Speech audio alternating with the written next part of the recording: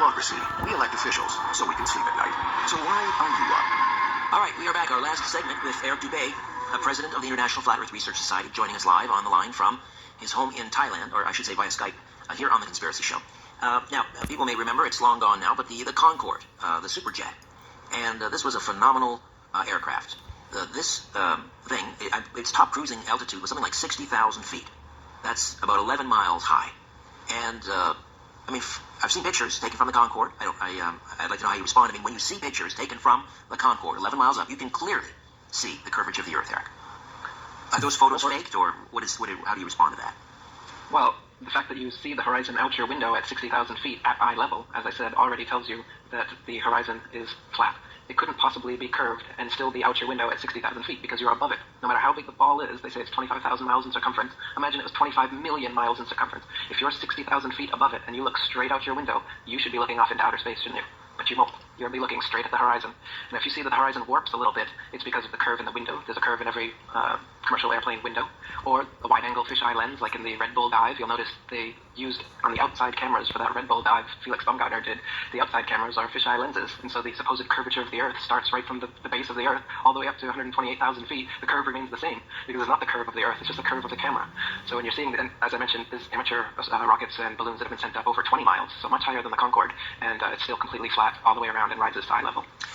When we look over the 60, nearly 60 years of manned missions to space, and we begin with people like Yuri Gagarin from the USSR back in 1961, and again in 61 we had German Titov, and of course we had the Americans, Alan Shepard and Gus Grissom and John Glenn, in around the same time. This space race between the Americans and their enemy, the Soviets. If the Earth was flat, why would the Americans' enemies blow the whistle? And why would they maintain this conspiracy?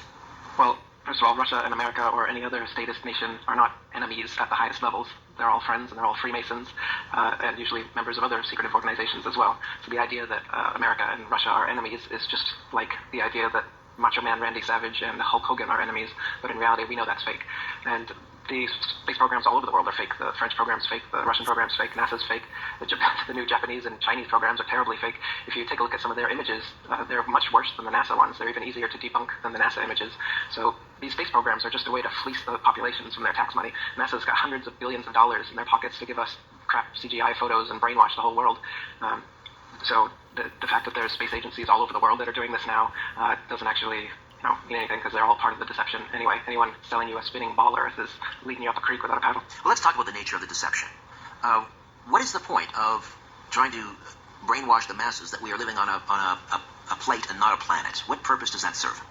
Well, this is speculation now, because I'm not the person enacting this deception. As I just said, NASA and the other space agencies certainly are some of the biggest black holes in existence, so there's definitely a profit motive to do this. Just as there is with any deception or manipulation, you fool people into giving you money. And these space agencies aren't the only example we see of governments doing that to us.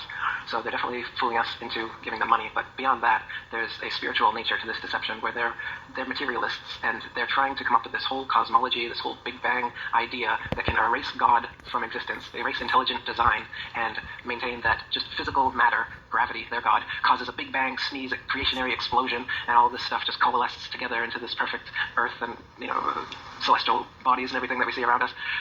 To me, I don't know what you think, Richard, it's pretty obvious that we're in an intelligently designed system here. I agree with you, 100%. I agree with you. But I don't see how it follows that if you allow for the existence of spheroids in the universe, that takes God out of the equation. God could just as easily... in fact, there was an interesting book written a number of years ago called Who Built the Moon? And I had the co-authors on the program, and they talked about what a remarkable heavenly body the moon is. And the suggestion was that it was built, it was designed, because without it, there would be no...